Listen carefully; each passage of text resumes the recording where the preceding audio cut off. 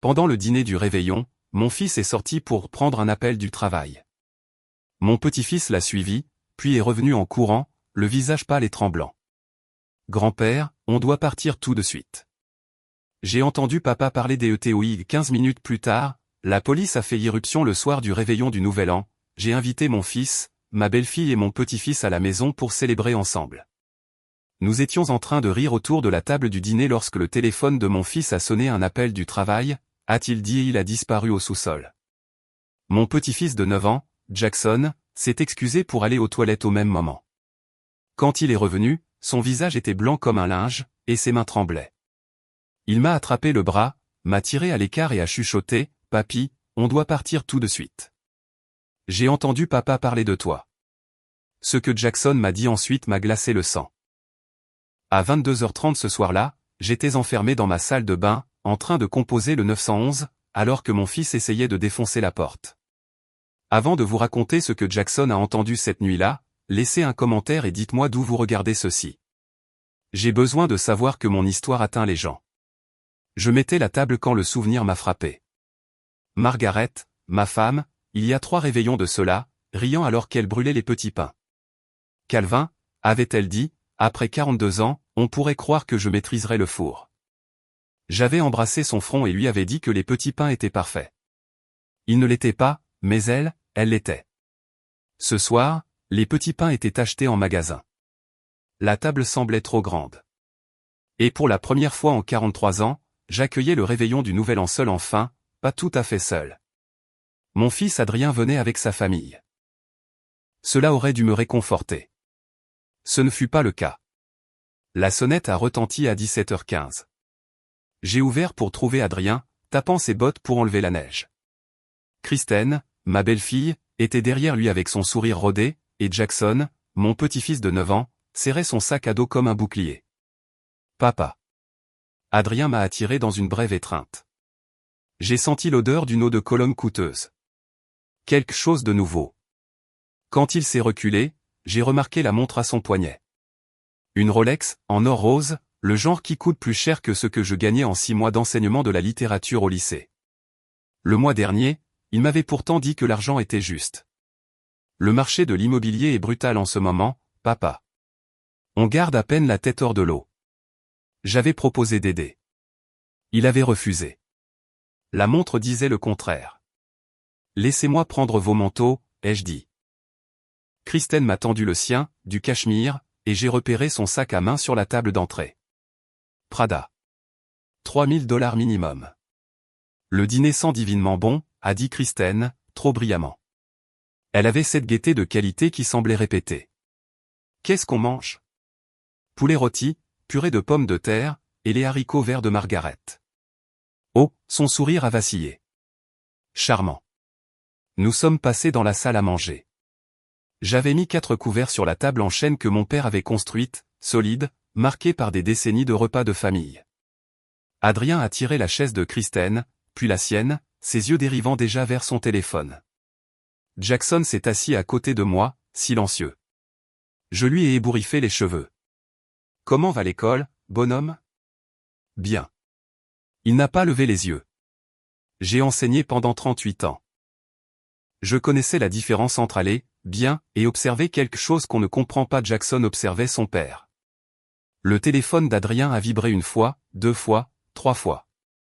À chaque fois, sa mâchoire se crispait, il vérifiait l'écran, ses jointures devenant blanches, puis il le reposait sans répondre. Tout va bien au travail, ai-je demandé en passant le poulet. Bien, le même mot creux que Jackson avait utilisé. Kristen a comblé le silence avec des bavardages, les soldes chez Nordstrom, les voisins qui rénovent, la pièce de théâtre de l'école de Jackson. Je hochais la tête au bon moment, mais je regardais Adrien. Mon fils avait toujours été facile à lire. Enfant, il affichait ses émotions ouvertement. Quelque part entre la petite ligue de baseball et le développement immobilier, il avait appris à les dissimuler. Mais un père sait. Ce soir, j'ai vu de la peur. Le téléphone a vibré à nouveau. La fourchette d'Adrien a cliqueté. Désolé, a-t-il marmonné. Le boulot? C'est. Il n'a pas fini. Le téléphone était déjà à son oreille, sa chaise raclant le sol. Je dois prendre ça. Le sourire de Kristen n'a jamais vacillé. Bien sûr, chérie. Adrien a jeté un coup d'œil à l'écran, et quelque chose a changé dans son expression. Je n'en aurai pas pour longtemps, a-t-il dit, puis il s'est dirigé vers le sous-sol.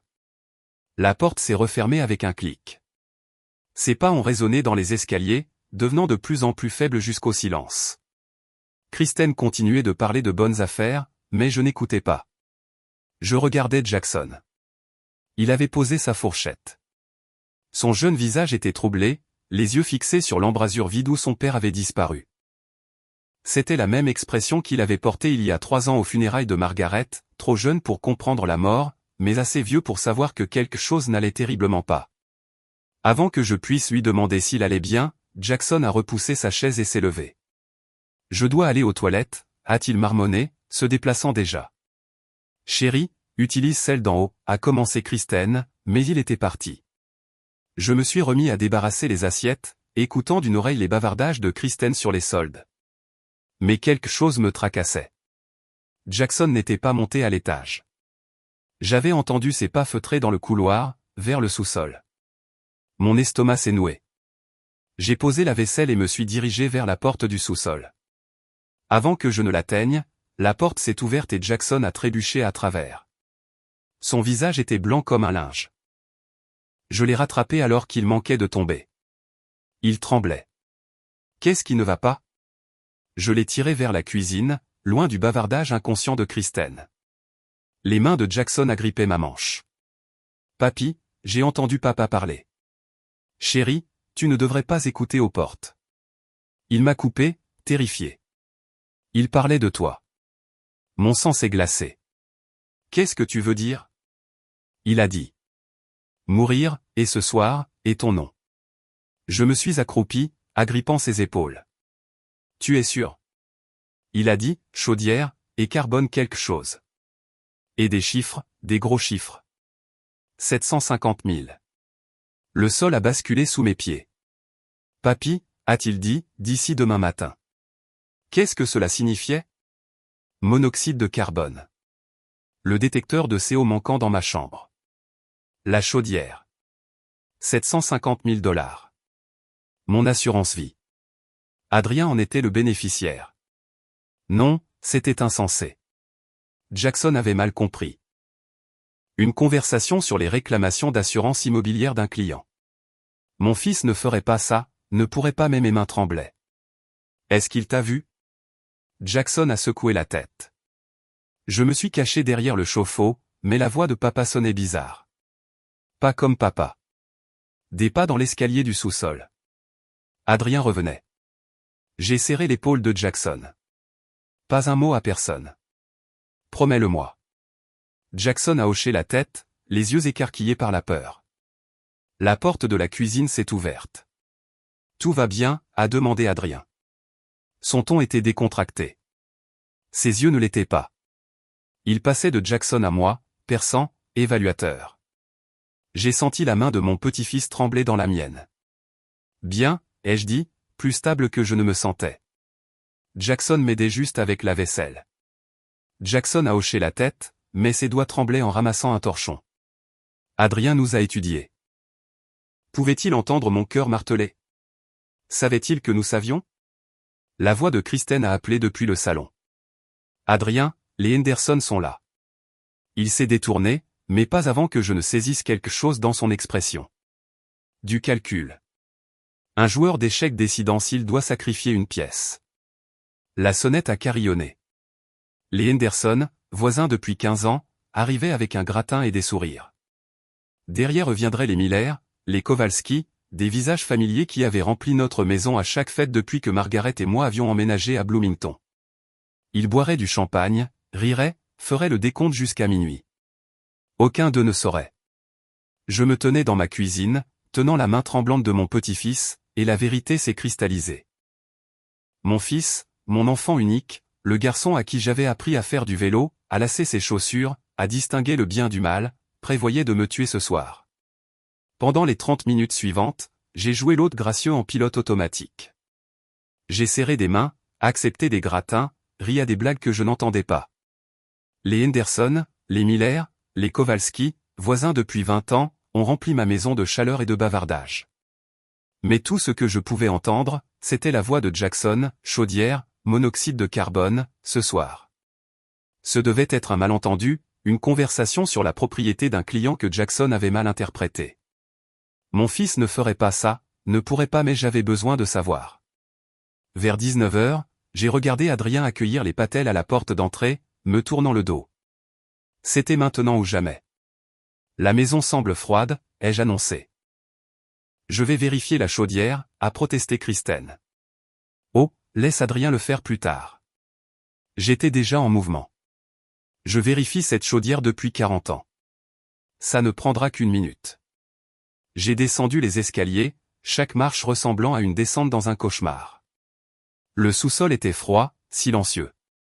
Je me suis approché de la chaudière, vieille mais bien entretenue. Je l'avais maintenue en marche depuis 1998. Je me suis accroupi, examinant le conduit d'évacuation. Mes doigts ont tracé son chemin. Il aurait dû évacuer vers l'extérieur, à travers le mur. Au lieu de cela, il avait été redirigé. Quelqu'un avait déconnecté le tuyau externe et l'avait pointé vers le haut, vers la bouche d'aération du sol menant directement à ma chambre. Le travail était récent. Je pouvais voir des éraflures fraîches sur les connexions des tuyaux. Ma gorge s'est serrée. Près de la chaudière se trouvait une poubelle. À l'intérieur, mon détecteur de CO. Je l'ai sorti, j'ai ouvert le compartiment à pile. La pile était bonne. 9 volts, entièrement chargée. Quelqu'un l'avait retiré délibérément. Les pièces du puzzle se sont mises en place avec une clarté terrible. Quand la chaudière se mettrait en marche ce soir, le monoxyde de carbone se déverserait dans ma chambre au lieu de sortir. Je m'endormirais pour ne jamais me réveiller. Empoisonnement accidentel au CO. Tragique, courant dans les vieilles maisons avec des systèmes vieillissants. Et Adrien toucherait 750 000 $. Mes mains tremblaient en sortant mon téléphone. J'ai pris des photos, le conduit redirigé sous 3 angles, le détecteur de CO dans la poubelle, le numéro de série de la chaudière. Mon instinct d'enseignant, tout documenté. Au-dessus de moi, le plancher a craqué. Des pas lents, délibérés, traversant le sol de la cuisine, devenant plus fort, plus proche. Quelqu'un marchait vers la porte du sous-sol. Papa. La voix d'Adrien depuis le haut de l'escalier. J'ai fourré mon téléphone dans ma poche, la preuve brûlant contre ma poitrine. Je vérifie juste le filtre, ai-je crié, forçant la normalité dans ma voix. Chaque syllabe donnait l'impression de soulever un rocher. Tout va bien. Je remonte tout de suite. Une pause, assez longue pour que je l'imagine descendant, me trouvant avec les photos, réalisant. Ne reste pas trop longtemps en bas, a-t-il dit finalement, plus doucement. Il commence à faire froid. Ses pas se sont éloignés. Je me tenais seul dans le sous-sol, fixant la chaudière qui aurait dû me tuer ce soir, et j'ai senti quelque chose de froid et dur se cristalliser dans ma poitrine. Ce n'était plus de la peur. C'était autre chose, quelque chose de plus proche de la rage. Mon fils avait fait ça. Du métal tordu et des tuyaux redirigés de ses propres mains. Planifier ma mort alors qu'il était assis en face de moi au dîner.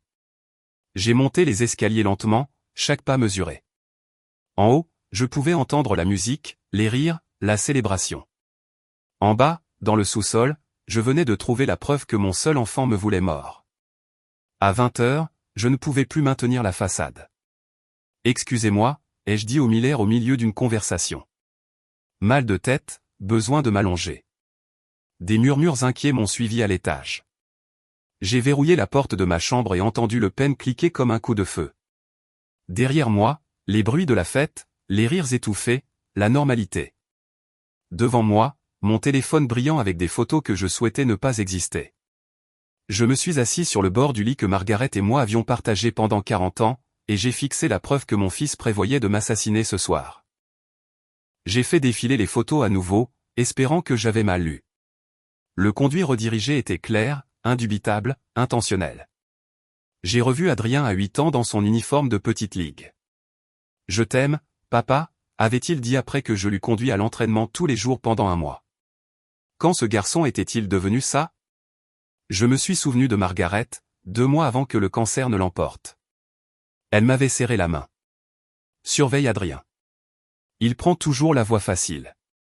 Les raccourcis. Je l'avais écarté. Il est juste ambitieux, Maggie. Non, avait-elle dit, il est désespéré, et les gens désespérés font des choses désespérées. Je n'avais pas compris à l'époque. Je comprenais maintenant. Les signes que j'avais ignorés me sont revenus en mémoire. L'année dernière, Adrien posant des questions sur mon assurance vie. Juste curieux. Il y a 6 mois, suggérant que je mette à jour mon testament pour la planification successorale. Il y a 3 mois, insistant pour que j'emménage avec lui, pour qu'on puisse s'entraider. J'avais pensé qu'il était attentionné. Il était stratégique. Mes options ont défilé dans mon esprit. Le confronter directement? Non, il était désespéré, dangereux. Si je le coinçais, que ferait-il? Juste quitter la maison. Et aller où? Prendre une chambre d'hôtel le soir du réveillon sans explication? Plus important encore, la chambre de Jackson était aussi au 2e étage. Le monoxyde de carbone monte. Si la chaudière fonctionnait, Jackson mourrait aussi. Adrien y avait-il pensé? S'en souciait-il? Appeler la police maintenant? Oui, mais le timing comptait. Si Adrien réalisait que je savais, il pourrait fuir, ou pire. Je devais attendre jusqu'à tard, près du moment où il s'attendrait à ce que j'aille me coucher. Trouver une pièce avec un verrou. Appeler le 911. Garder Jackson en sécurité. J'ai vérifié la batterie de mon téléphone, 47%. Suffisant. J'ai téléchargé les photos sur le stockage cloud. Une sauvegarde si quelque chose arrivait à mon téléphone. Devant ma porte, des pas dans le couloir. Un coup doux. La voix d'Adrien, concerné. Papa, tu es là-haut depuis un moment. Tout va bien? Je me suis levé, j'ai mis mon téléphone dans ma poche, et j'ai ouvert la porte. Adrien remplissait l'encadrement, éclairé à contre-jour par la lumière du couloir. Dans sa main, un verre de vin, rouge rubis dans la pénombre. J'ai pensé que tu pourrais vouloir ça, a-t-il dit, s'approchant. Son sourire était chaleureux, familier, le sourire que j'avais vu toute ma vie. Grosse soirée, ça t'aidera à te détendre. Il m'a tendu le verre. Le vin accrochait la lumière, presque noire. Peut-être même t'aider à mieux dormir, a-t-il ajouté. Le mot dormir a plané entre nous comme une lame. J'ai regardé le visage de mon fils, toujours beau, toujours reconnaissable, et j'ai essayé de trouver le monstre en dessous. Mais tout ce que je voyais, c'était le garçon que j'avais élevé, l'homme que j'avais aimé, ce qui rendait la chose encore pire. J'ai pris le verre de vin de la main de mon fils, senti son poids, senti ses yeux m'observer. Merci, ai-je dit. C'est attentionné. Bois, papa. Il n'a pas bougé, attendant. J'ai levé le verre à mes lèvres, laissé le vin toucher ma langue sans avaler, senti les tanins amers, puis je l'ai abaissé. Parfait. Je le finirai en bas. Les épaules d'Adrien se sont détendues. Bien. Descends quand tu seras prêt. La fête s'anime. Dès qu'il est parti, je suis allé dans la salle de bain et j'ai versé le vin dans le lavabo. Je l'ai regardé tournoyer dans le drain, sombre comme du sang. Je me suis forcé à redescendre, verre de vin vide à la main. La fête avait grossi, peut-être 20 personnes maintenant. Le champagne coulait, la musique jouait, les décorations du compte à rebours s'installaient. Je me déplaçais à travers tout ça comme un fantôme, serrant des mains, hochant la tête à des conversations que je n'entendais pas. Adrien continuait d'apparaître à mon coude. Papa, tu as l'air épuisé. Pourquoi ne pas aller te coucher tôt? Grosse journée demain. Chaque suggestion semblait bienveillante. Chacune était un compte à rebours vers ma mort. J'ai esquivé. Je veux voir minuit avec Jackson.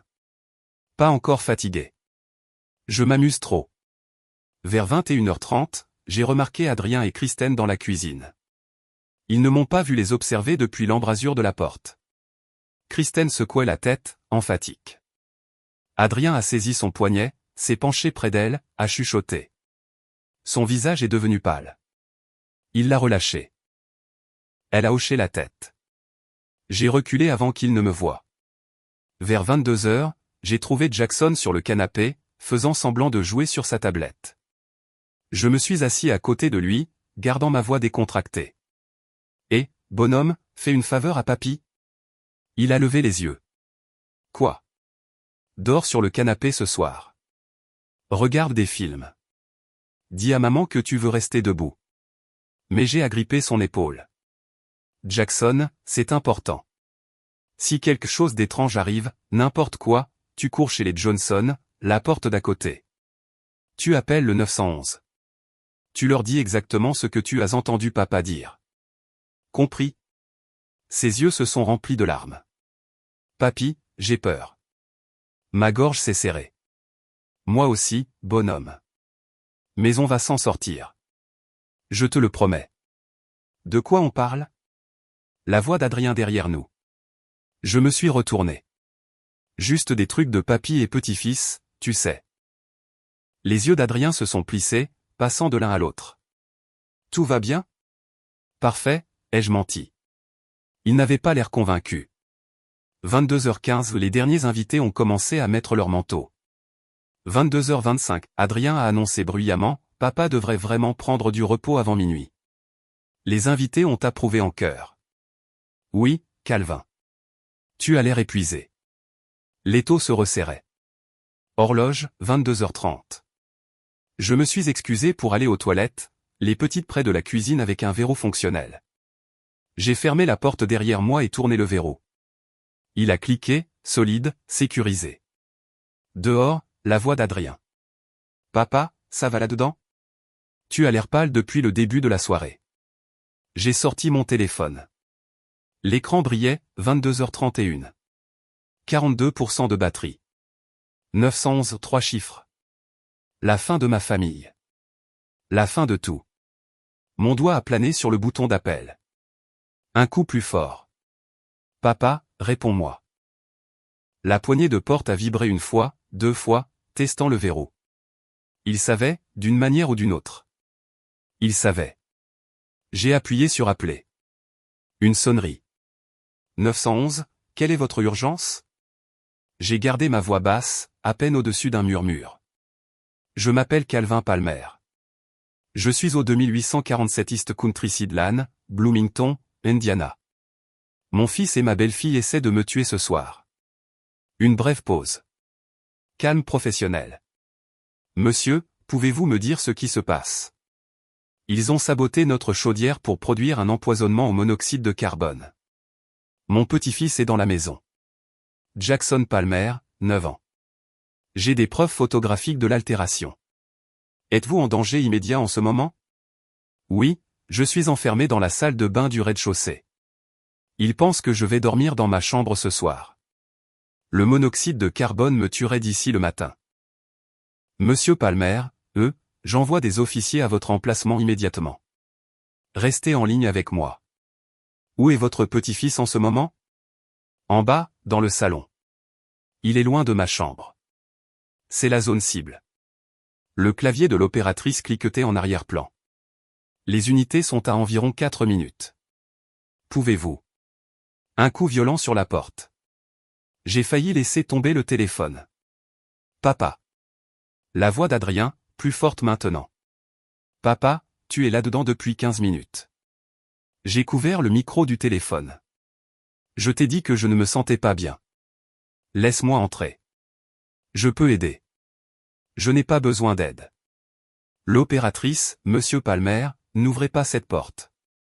Je ne le ferai pas, j'ai pressé le téléphone plus près de mon oreille. À qui tu parles? La voix d'Adrien a changé. Tranchante, soupçonneuse. Kristen, quelque part derrière la porte, Adrien, est-ce qu'il est au téléphone? Papa, martelant plus fort maintenant. À qui parles-tu? Ouvre cette porte. Monsieur Palmer, a dit fermement l'opératrice, les officiers sont à 2 minutes.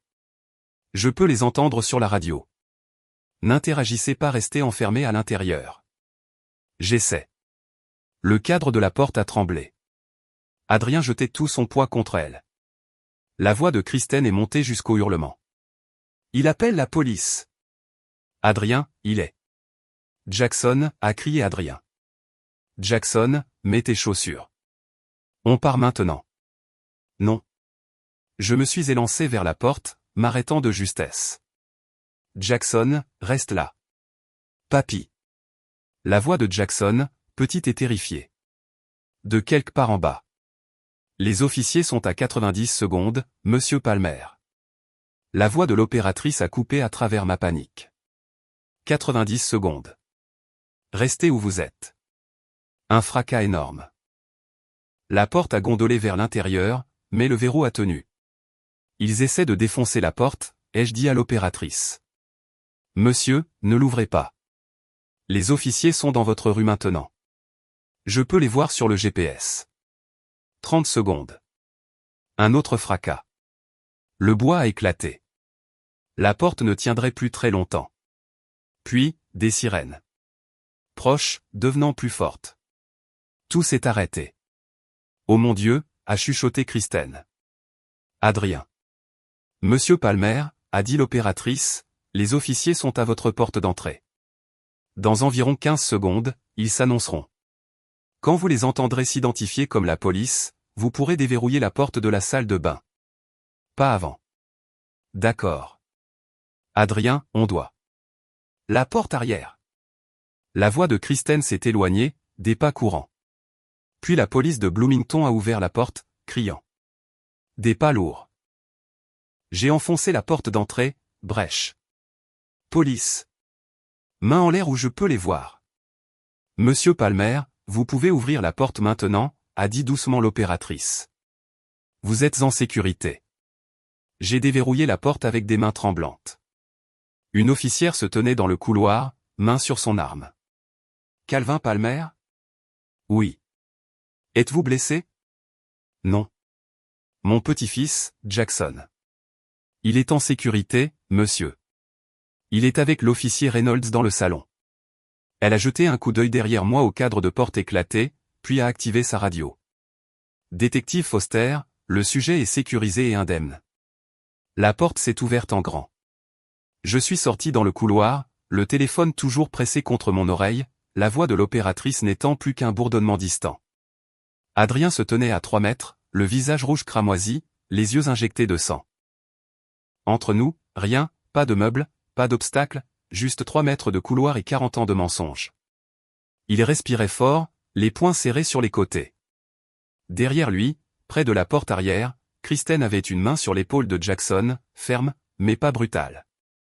Le visage de mon petit-fils était strié de larmes. Ses yeux horrifiés étaient fixés sur moi. Lâche Jackson, ai-je dit. Ma voix sonnait étrange, plate, creuse. C'est entre toi et moi. Tu les as appelés. La poitrine d'Adrien se soulevait. Tu as vraiment appelé la police pour ton propre fils? J'ai levé le téléphone pour qu'il puisse le voir. Lâche le garçon. Une sirène a hurlé au loin, de plus en plus forte. Adrien l'a entendu aussi. Son visage est devenu pâle, puis a rougi à nouveau. Tu ne comprends pas ce que tu as fait. Sa voix s'est brisée. Ils viennent pour m'arrêter. Toi. Ta propre famille. Tu as saboté la chaudière, ai-je dit. Tu allais me tuer ce soir pour l'argent de l'assurance. La voix de Kristen s'est élevée, aiguë et désespérée. On n'allait pas vraiment le faire. C'était juste un plan de secours. On aurait changé d'avis. Adrien a tourné sur lui-même vers elle. La ferme, Kristen. Il s'est retourné vers moi, le désespoir inondant son visage. Papa, tu ne comprends pas. Je n'avais pas le choix. 645 000 $ de dette. Des usuriers. Des vrais, pas des banques. Ils ont menacé de me tuer. De tuer Kristen? De faire du mal à Jackson? Je me noyais. Alors, tu as décidé de me noyer à la place. Son visage s'est tordu. Tu as 65 ans. Tu as vécu ta vie. Maman est partie. Qu'est-ce qu'il te reste? Cet argent était juste là, assis, pendant que nous. Pendant que je. Sa voix s'est éteinte puis est revenue, plus faible. Tu allais mourir de toute façon, éventuellement. Notre famille a des antécédents de maladies cardiaques. J'avais juste. On avait juste besoin de l'argent plus tôt. Tu n'en avais pas besoin, ai-je dit doucement. Tu le voulais. Et tu étais prêt à assassiner ton père pour l'obtenir. Quelque chose s'est effondré dans l'expression d'Adrien. Du chagrin, du remords, ou juste la réalisation que c'était fini. Papa, s'il te plaît. Sa voix s'est cassée. Tu peux leur dire que c'était une erreur, un malentendu. Dis que je parlais de la propriété d'un client. Dis que Jackson a mal entendu. Dis. La famille est censée se protéger mutuellement, Adrien, pas s'entretuer. Des lumières bleues et rouges ont clignoté à travers la fenêtre avant. Des bottes lourdes ont tonné sur le porche.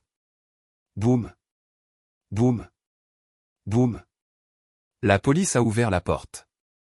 Adrien a regardé la porte, moi, Jackson. Tout son corps s'est affaissé dans la défaite. Pendant une seconde terrible, je n'ai pas su ce qu'il ferait. Sa main était toujours près de l'épaule de Jackson. Ses yeux étaient sauvages, comme un animal acculé. Puis quelque chose en lui s'est brisé. J'ai vu cela arriver, vu la combativité s'écouler, et ses épaules se sont voûtées. Va voir papy, Jackson, a-t-il chuchoté. Mon petit-fils a couru vers moi. Je l'ai rattrapé, je l'ai serré fort contre ma poitrine, sentant son petit corps trembler. Par-dessus sa tête, j'ai regardé des officiers armés faire irruption par la porte d'entrée. Armes dégainées, voix se chevauchant en ordre que je ne pouvais pas tout à fait entendre. Main en l'air.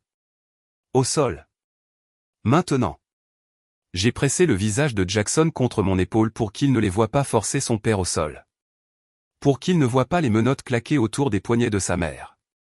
Pour qu'il ne voie pas le moment exact, où notre famille a volé en éclats. Mais je ne pouvais pas détourner le regard. J'ai regardé le visage de mon fils être écrasé contre le sol du couloir. J'ai regardé ses lèvres bouger, disant quelque chose peut-être, désolé, ou, pourquoi, ou peut-être rien du tout et j'ai senti 40 ans de paternité se fissurer comme de la glace qui rompt. Derrière moi, l'officière parlait dans sa radio. Sujet en détention, demande du détective Foster sur les lieux. Les yeux d'Adrien ont trouvé les miens une dernière fois. Ils étaient vides. Je me suis détourné, j'ai tenu Jackson plus fort, et j'ai essayé de me rappeler comment respirer. L'heure suivante est passée dans un flou de numéros de badge et de droits Miranda. Mon salon, où nous venions de célébrer, était devenu une scène de crime. Du ruban jaune bloquait la porte du sous-sol. Des marqueurs de preuve. Un photographe documentant la chaudière, le conduit d'évacuation redirigé, le détecteur de CO désactivé. Je me suis assis sur mon propre canapé comme un invité dans ma propre maison. Jackson pressé contre mon flanc, tous les deux tremblants. Une assistante aux victimes, une femme gentille nommée Patricia, nous a apporté de l'eau, mais aucun de nous n'a bu. Une détective s'est approchée, son badge scintillant sous les lumières. Monsieur Palmer, je suis le détective Lynn Foster. Elle s'est accroupie à ma hauteur. La quarantaine, des yeux fatigués, professionnelle mais pas froide. Êtes-vous, ou votre petit-fils, physiquement blessé d'une quelconque manière? Non, ai-je dit. Pas physiquement. J'ai besoin que vous me montriez ce que vous avez trouvé. Pouvez-vous faire cela? J'ai hoché la tête. Patricia est restée avec Jackson pendant que je menais le détective Foster au sous-sol. Les escaliers semblaient plus longs qu'avant, chaque marche plus lourde. J'ai pointé la chaudière, le conduit redirigé. Un technicien légiste photographiait déjà tout, prenant des mesures. Le technicien a jeté un coup d'œil à Foster. Le tuyau d'échappement a été délibérément redirigé. Détecteur de CO désactivé. Les piles sont encore bonnes.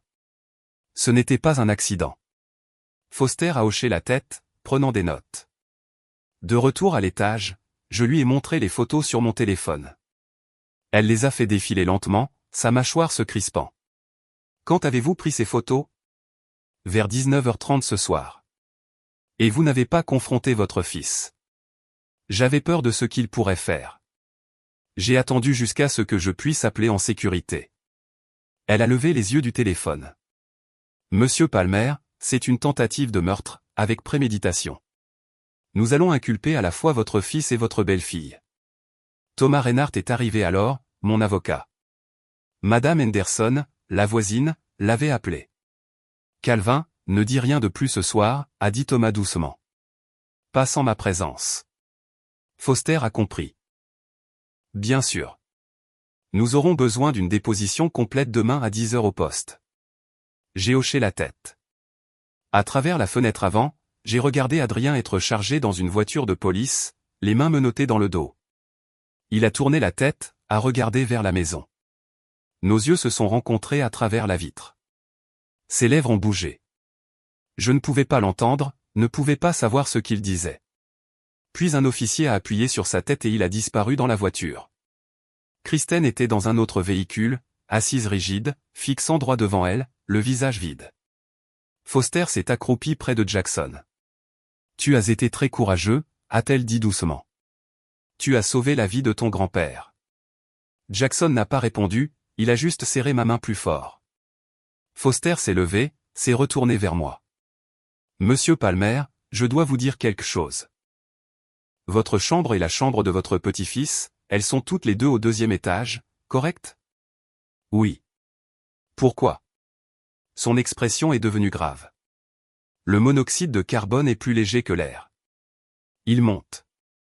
La concentration aurait atteint des niveaux mortels dans tout le 2e étage d'ici le matin. Les mots m'ont frappé comme un coup physique.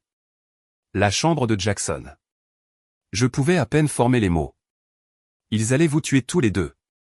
J'ai baissé les yeux vers mon petit-fils, et quelque chose en moi s'est brisé à nouveau. Adrien savait. Il devait savoir, et il l'avait fait quand même. Le détective Foster a rassemblé son manteau et ses dossiers, se dirigeant vers la porte. Sur le seuil, elle a fait une pause. « Monsieur Palmer, » a-t-elle dit doucement, « avez-vous jamais soupçonné que votre fils était capable d'une chose pareille ?» J'ai regardé l'horloge. Minuit 47, le premier jour de 2026. Un nouveau commencement que j'avais failli ne pas voir. J'ai regardé Jackson, le ruban de scène de crime bloquant le sous-sol, l'endroit où la police avait forcé mon fils au sol. « Non », ai-je dit. Ma voix semblait vieille, distante. J'étais enseignant. J'ai enseigné l'éthique et la littérature pendant 38 ans. Je lui ai appris la tragédie, l'hybris, la différence entre le bien et le mal. Ma gorge s'est fermée. Ou du moins, je pensais l'avoir fait. L'expression de Foster s'est adoucie. Vous avez fait ce qui était juste ce soir. Cela a demandé un courage que la plupart des gens n'ont pas. Après son départ, Thomas est resté assis avec nous pendant une autre heure, expliquant ce qui allait suivre. Mise en accusation, caution, audience, procès. Ces mots ont glissé sur moi comme de la friture. À 2 heures du matin, Patricia nous a aidés à préparer des sacs pour la nuit. Nous ne pouvions pas rester dans la maison. C'était toujours une scène de crime active, et de toute façon, je ne pouvais pas imaginer dormir ici. Pas ce soir. Peut-être plus jamais.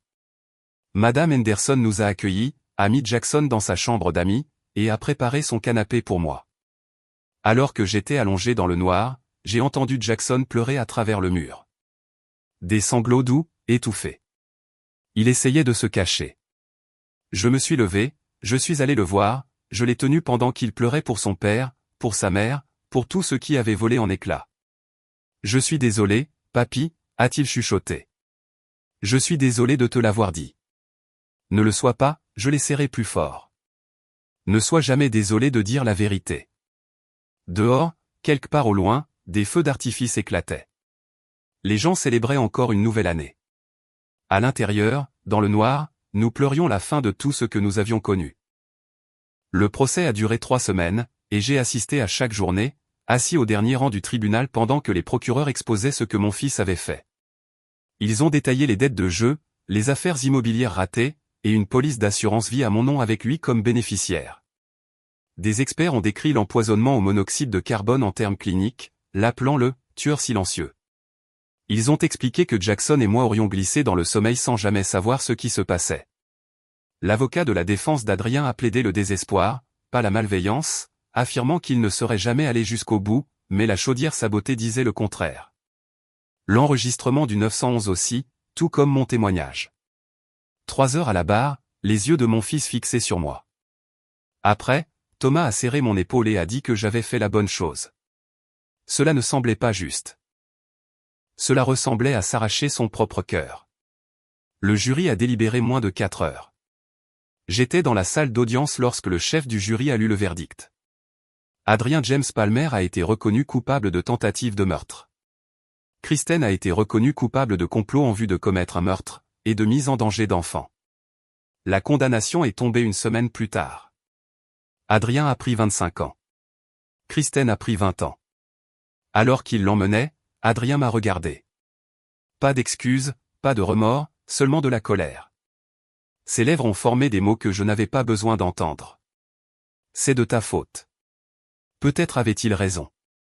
Peut-être l'avais-je échoué bien avant qu'il n'essaie de me tuer. Jackson vit avec moi à temps plein maintenant. Le tribunal m'a accordé la garde. Nous avons construit de nouvelles routines.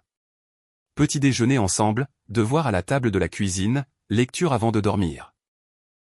Je lui lis les chroniques de Narnia, surtout les passages sur le courage. 2 semaines après le procès, Jackson a demandé pourquoi ses parents voulaient me faire du mal. Je lui ai dit que les gens font parfois des choix terribles quand ils sont effrayés et désespérés. Je lui ai dit que rien de tout cela n'était de sa faute. Il a demandé si j'étais triste. J'ai dit tous les jours, mais aussi reconnaissant d'être en vie pour être avec lui. Samedi dernier, j'ai visité la tombe de Margaret et je lui ai dit que j'avais protégé notre petit-fils.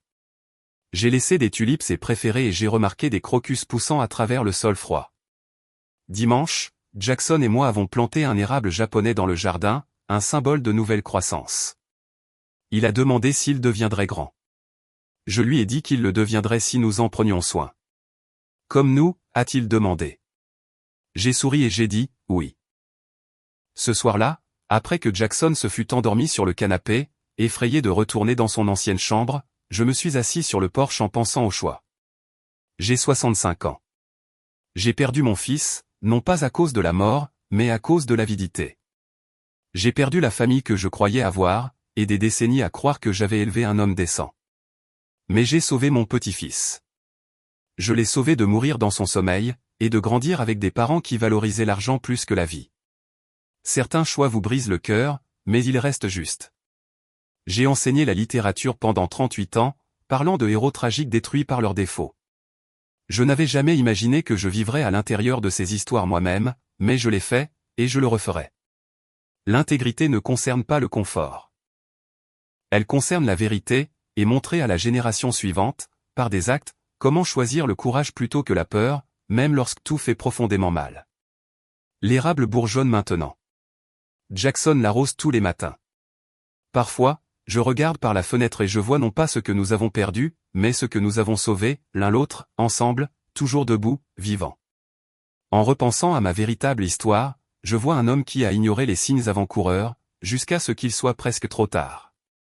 Ne soyez pas comme moi. N'attendez pas que votre petit-fils pleure de terreur, que la chaudière ait été sabotée, que la police défonce votre porte pour réaliser que quelque chose ne va profondément pas dans votre famille. La plus grande leçon que j'ai apprise, et c'est ce que je veux partager avec vous tous qui écoutez des histoires de grands-pères comme la mienne, c'est que l'amour sans limite n'est pas de l'amour du tout. C'est de la complaisance destructrice.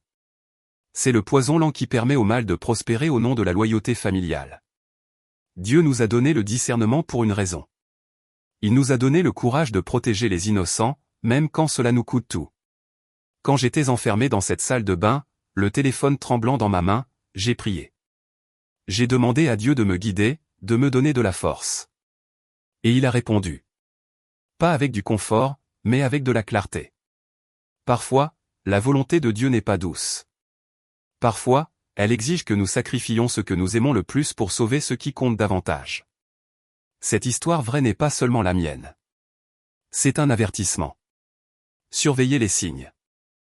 Une désespérance financière soudaine, des questions sur les polices d'assurance. Des proches qui veulent soudainement aider alors qu'ils ne s'en sont jamais souciés auparavant. Faites confiance à votre instinct. Faites confiance à vos petits-enfants quand ils viennent vous voir avec des peurs. Et surtout, ayez confiance que Dieu vous donnera la force quand vous en aurez le plus besoin. J'ai entendu beaucoup d'histoires de grands-pères au fil des ans, mais je n'avais jamais imaginé que j'en deviendrais une. Ces moments d'histoire vraie ne sont pas destinés à divertir. Ils sont destinés à éduquer, à vous préparer, à vous rappeler que le mal ne ressemble pas toujours à un étranger dans le noir. Parfois, il ressemble à votre propre fils, debout dans votre couloir, justifiant un meurtre parce qu'il est désespéré. Je prie Dieu chaque soir pour que vous n'affrontiez jamais ce que j'ai affronté. Mais si vous le faites, je prie pour que vous ayez le courage de choisir ce qui est juste plutôt que ce qui est facile. Maintenant, j'ai besoin d'avoir de vos nouvelles. Avez-vous déjà eu à choisir entre la loyauté familiale et faire ce qui est juste ? Avez-vous vu des signes avant-coureurs que vous avez ignorés ? partagez vos pensées dans les commentaires ci-dessous. Votre histoire pourrait sauver la vie de quelqu'un. Et si cela vous a ému, s'il vous plaît abonnez-vous à cette chaîne pour que plus de gens puissent apprendre de ces leçons. Appuyez sur le bouton j'aime et partagez cette vidéo avec quelqu'un qui a besoin de l'entendre. Merci de m'avoir écouté. Que Dieu vous bénisse tous.